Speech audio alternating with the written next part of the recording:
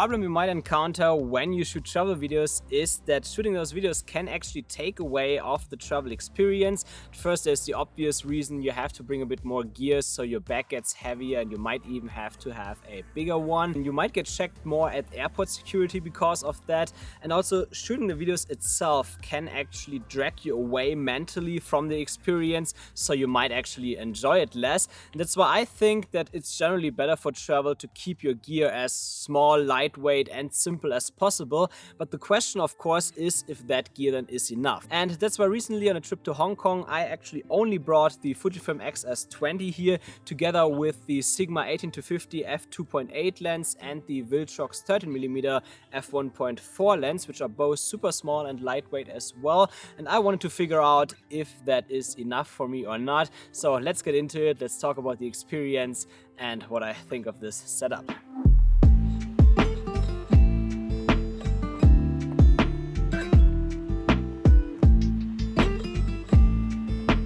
So why the Fujifilm X-S20? There are the obvious reasons, of course, like it's small, it's lightweight, but it also doesn't cost that much. What I find important, not actually here in Southeast Asia, there isn't that much theft here, but if I would travel to South America, for example, I want to bring something cheaper because there is a lot more theft going on. Also in Europe, that's often the case. Just heard the story from Mediosis recently. And yeah, it's obviously better if a cheap camera gets stolen than an expensive one, right? It flies everywhere. But there are more specific reasons. The first one is simply the colors of Fujifilm. At first, film simulations, especially for your photos, or if you don't want to color grade your videos a lot, then they are very helpful. Especially classic chrome looks so good for travel photography. I love that. But even if you don't use those film simulations, if you use f-log 2, it still looks really nice. Like I've been recently with the Fujifilm X-H2S on a trip with some friends here in the Mae Hong Son Loop in Thailand, and they were all shooting Sony, but every time they looked on the display of my Fujifilm X-H2S and therefore also X-S20, it looks the same.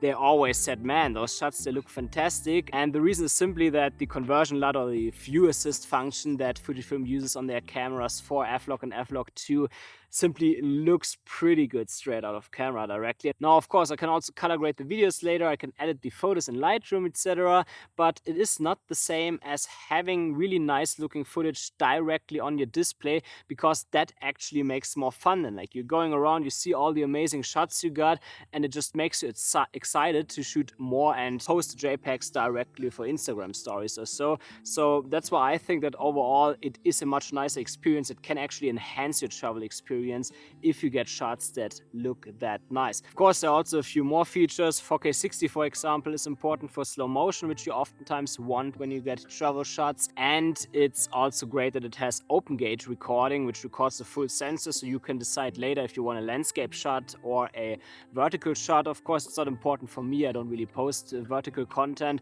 but if you're into that, then that's definitely nice to have. And yeah, having all of that in that small form factor makes it actually a very good travel camera. It also has a viewfinder here, which I find nice, especially if there's a lot of sun, because then sometimes you can't really see what's going on the screen, so you would have to use the viewfinder then. It's not a great viewfinder, but it gets the job done. Oh, that's hot.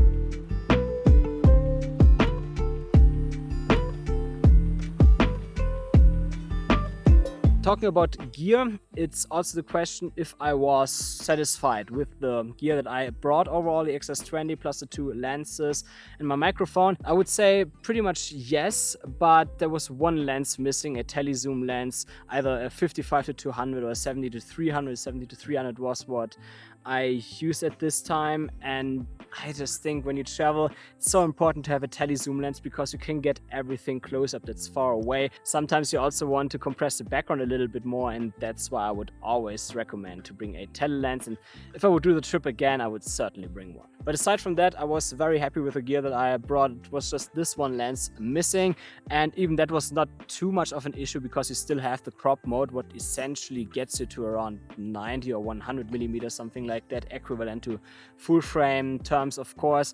So you're not that limited with the Sigma 18-50 actually. Let's finally talk about the actual experience I had with the X-S20 in Hong Kong.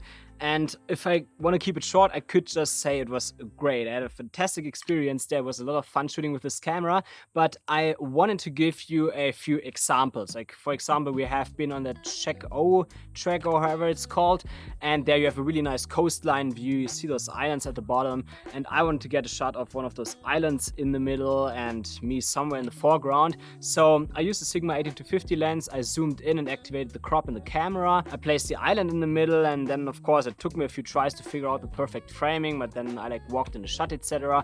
As you can see, those shots look awesome. Directly after that, I used the exact same lens to get some shots of that area while I was hiking. Looks like I'm coming through the rocks there, etc., which was actually not true. It was just to make it look cool. I don't even know what I will use the sequence for in the future, but as you can see, it looks like a perfect sequence for a little travel montage of you going on an adventure.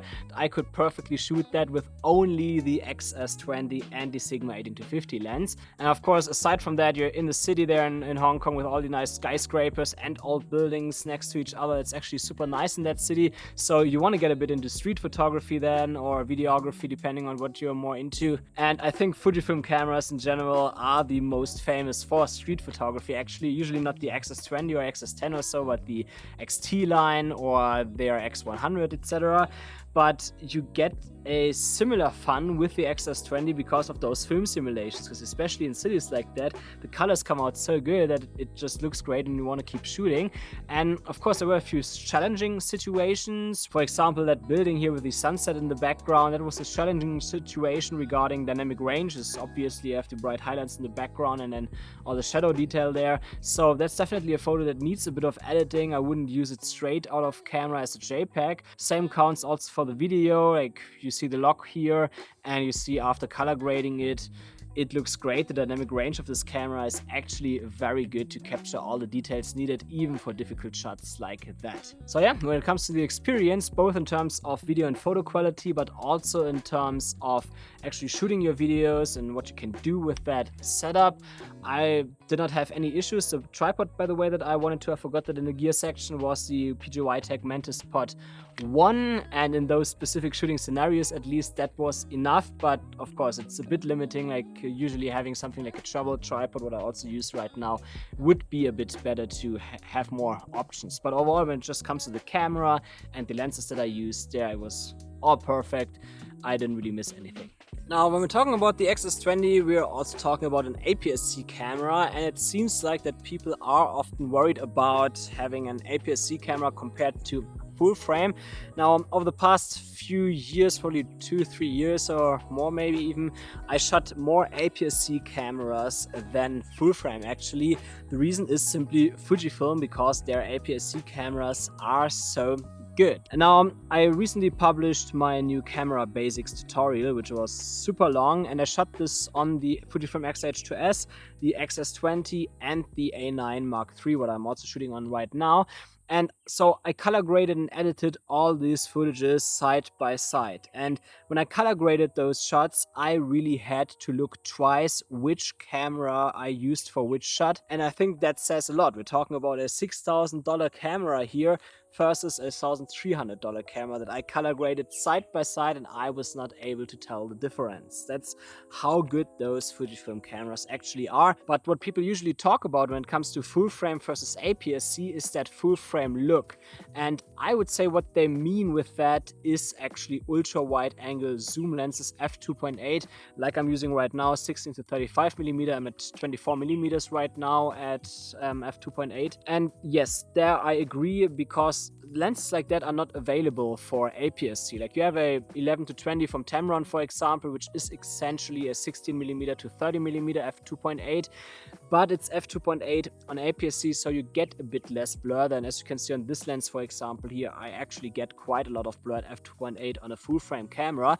But this is only this specific case. If we're talking about standard zoom range, if we're taking prime lenses into consideration, etc., then I don't think this argument counts, because you can make an APS-C camera look exactly like a full frame camera, and sometimes even better with prime lenses. I think at those focal lengths, this argument just doesn't count at all, because you can just use a faster lens, like a prime lens, such as the Viltrox here, or maybe a Sigma 18 to 35mm f1.8 zoom lens, etc. And then you have that full frame look on APS-C cameras. So I had to defend APS-C cameras a little bit in that regards, but of course there are advantages from full frame cameras. As I mentioned already, 16 to 35mm f2.8 lenses, especially now with the new G Master 2 on Sony, which only weighs 550 grams. It's actually quite lightweight for such a lens. That is an advantage. And also now on Sony they have the 20 to 70mm f4 lens. It's an f4, yes, but it still gives you a good amount of blur, and considering that it's 20mm on the wide end and 70mm on the long one, it actually is very flexible. Like, there's pretty much nothing that you can't do with that lens, and that's why actually in 2 weeks again I will fly to Vietnam. And there I also want to travel minimalistic, so there I will try to only bring the A9 Mark III together with that lens and the 16 to 35, just to be sure about landscape shots, etc. a bit more. If you only want to travel with one lens, you can totally do that by only getting a full frame camera, even a smaller one such as the ZVE1 or maybe an A7C Mark II or something like that, and just use this 20 to 70mm lens, and there's pretty much nothing that you can't do with that setup when you travel. I wouldn't necessarily say anymore that you need to have an APS-C camera for travel. There are also lots of full frame setups that are lightweight and small enough to perfectly travel with that.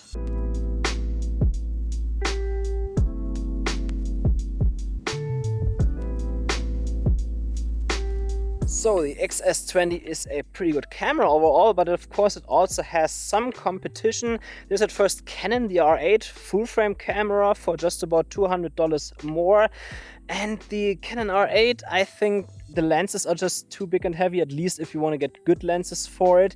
And they're also a lot more expensive when it comes to the lenses. That's why I think that this camera is actually out of the equation for many people, but there might be a few that like it. I actually reviewed it. We'll leave a link to the video in the description. But there is a even bigger competition, I would say, and that is the A6700 and the FX30. Now, of course, I like a bit more on Fujifilm that you have film simulations, that you have open gate recording, and the viewfinder is also a bit better on Fujifilm. But Sony cameras also have their advantages there. They have 4K 120p, they have LUT support, which is actually huge, and they have all the nice Sony accessories like the ECM B1M microphone, etc. So pretty cool cameras as well. Actually, two friends of mine have the A6700 and they are very happy with that. Also shot it a few times and didn't find anything that I did not like. And I must actually say that the LUT support is actually big for videographers, because you can, for example, give it an Arri Alexa look by using those phantom LUTs, but you can also use some Fujifilm emulations so that you essentially get Fujifilm-like colors on your Sony A6700, but only in video mode. You can't do that for photo. That's why I think that if you're more the hybrid shooter that also likes to do a bit of photography, then actually the Fujifilm X-S20 is the better camera. But when it comes to the general content creator, I think that if you can spend a little bit more money, you will probably be happier with the A6700 or FX30 if you also do a bit more professional stuff.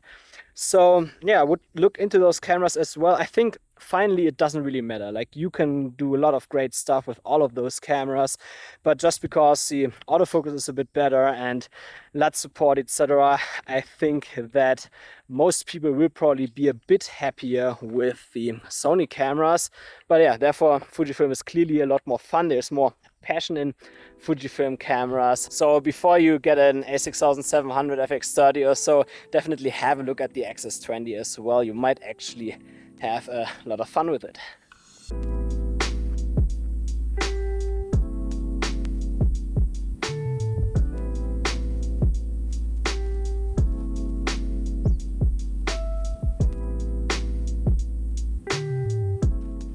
So let's come to a conclusion. I mean, when it comes to the X-S20 itself, I think I've said everything. It's an awesome camera. It's a lot of fun to shoot with it.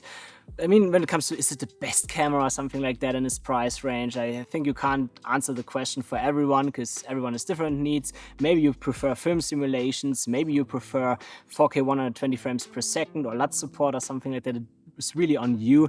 However, when it comes to the question that I talked about in the beginning of the video, like how to make travel more enjoyable while you're shooting your videos, must say I actually got quite a few comments over the years about this question, like where people essentially were asking how to actually still enjoy your trip while you're constantly shooting videos and photos all the time. Some actually even had problems that their friends or family members don't really like that when there's a camera out all the time.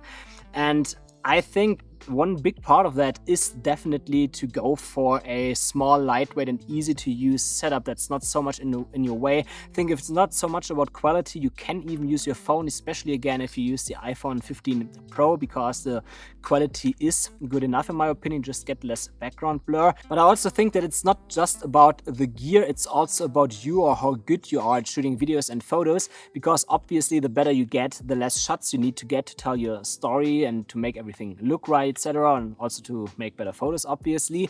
And that automatically means that you can spend more time just enjoying nature or with your family or friends, and at the same time it's also more enjoyable because then you get better shots. I think that getting better shots also means that shooting videos and photos becomes more part of the experience of travel actually, because then you don't just go out anymore to see a place. You want to see a place of course as well, but you also go out to take all those shots and you enjoy that because you see the shots later and you're like, wow, I did that. It makes you proud of your work, and then you want to shoot more. And so that's why I think also, instead of only shooting when you travel, you should also shoot a lot when you're at home or when you go on hikes in your hometown or area where you live, because that trains you. That means that you will ultimately be able to shoot better videos and photos, and therefore you automatically can enjoy your travels a lot more. So that's my opinion about it, but gear certainly matters. So put some thought into what gear you need. Either go for something small like the X-S20, or maybe if you want to shoot full frame, maybe think of what lenses you actually need. Again, 20 to 70 millimeter f4, for example, is a great lens for travel, and I think that when I go to Vietnam in 2 weeks, I will enjoy it a lot. I also want to enjoy my travels a bit more, so I also try to slim down. And yeah, now I'm here at the viewpoint, walked until here, finished my coffee already, should have left something for here, so I can walk back now. But at least we had a nice conversation. See you in the next video. Bye.